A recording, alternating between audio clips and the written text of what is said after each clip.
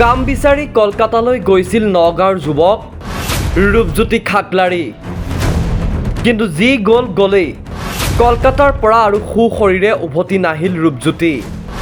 কলকাতাত দুৰ্বৃত্তই নৃশংসভাৱে প্ৰাণ ল'লে ৰূপজ্যোতি। কামৰ সন্ধানত 23 মে'ত কলকাতালৈ গৈছিল ৰূপজ্যোতি। দুটি কন্যা সন্তানৰ পিতৃ ৰূপজ্যোতি আছিল পৰিয়ালৰ একমাত্ৰ উপাৰ্জনকাৰী। পৰিয়ালৰ ভৱিষ্যতৰ কথা চিন্তা কৰি ঘৰৰ পৰা ওলাই গৈছিল ৰূপজ্যোতি। পত্নীয়ে বাৰে বাৰে যাবলৈ মানা কৰিছিল, কিন্তু ৰূপজ্যোতিয়ে পত্নীৰ কথা নুশুনিলে। তাৰ পৰিবাৰ বহু আশালৈ গৈছিলে, মানুহজনে বহু আশালৈ গৈছিলে, তেখেতে বহুত মনত আশা লৈ গৈছিলে। ল'ৰা ছোৱালী দুজনী ছোৱালীক লৈ কেনে বহু আশালৈ গৈছিলে।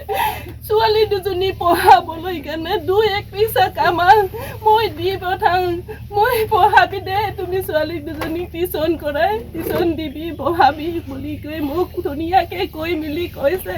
তথাপি মোৰ মনটো নামানে। ঐ কোন তুমি নাযাবা দেই, ঘৰতে কলি মেলি খাই আছো, মই ঘৰতে সুখী। জান তই নাযাবি, মই বাৰম্বাৰ কৈছ তই নোৱাৰিবি, যাব নালাগে বুলি মই বাৰম্বাৰ কৈছে। যোৱাৰ আগমুহূৰ্তলৈকে সি বিচনাত শুই আছে, মই তাৰ ওচৰতে বহি সুধি আছো যাব জানো। লগৰ কেইজনে বাৰে বাৰে সুধি আছে, ওলালি না দাদা, ওলালি না? নাই তোৰ দাদা শুই আছে, ওলোৱাই নাই কৈ আছো মই। যোৱাৰ আগমুহূৰ্ততো সুধিছে পাৰিবি জানো, যাব পাৰিবি জানো? যাম বুলি ফেচলা কৰিলে যাম, কিয় নাযামনো? এনেকৈ কৈছে। কাপোৰ সোমাই দিয়াচোন মুনিয়ে কৈছে। তেতিয়া মই কৈছো মই কেনেকুৱা তোক কাপোৰ সোমাই মই বিদায় দিম? মই একদম মোৰ আত্মায়ে তোমাক মই বাহিৰত যাবলৈ দিব মন নাই। বহিৰাজ্যত কাম বিচাৰি যোৱা দুদিন পিছতেই অৰ্থাৎ 25 মে'ত ৰূপজ্যোতিৰ লগত ঘটিল নৃশংস ঘটনা। হঠাৎ ঘৰলৈ খবৰ আহিল ৰূপজ্যোতিৰ ছিন্নমুণ্ড উদ্ধাৰ কলকাতাত।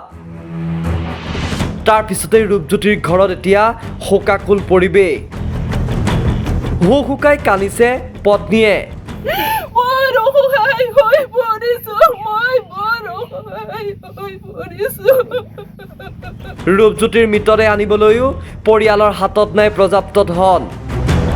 মুখ্যমন্ত্ৰী আৰু বিধায়ক জিতু গোস্বামীলৈ সহায়ৰ আহ্বান পৰিয়ালৰ। অৱশ্যে মৃতদেহ আনিবলৈ বিধায়ক জিতু গোস্বামীয়ে 20,000 টকা সহায়ৰ হাত আগবঢ়োৱা বুলি জানিব পৰা গৈছে।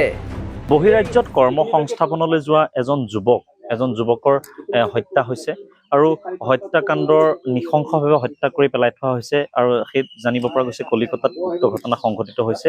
যি নগাঁও জিলাৰ যি কন্দলি কমাৰপাৰ অঞ্চলৰ যুৱকজনে নিজৰ গৃহস্থ ঘৰৰ যি অৱস্থা টনকিয়াল কৰিবৰ স্বাৰ্থতে বহিৰাজ্যত চাকৰি কৰিবৰ কাৰণে গৈছিল 4 দিন পূৰ্বে, আৰু লগৰ এজনৰ অসুস্থ হোৱাৰ হেতুকে তেওঁক শুশ্ৰূষা কৰিবৰ কাৰণে বা তেওঁক নাৰ্ছিং হোমত ভৰ্তি কৰিছিল আৰু ঔষধ ক্ৰয় কৰিবৰ কাৰণে বাহিৰলৈ আহোঁতেই তেওঁক হত্যা কৰিলে।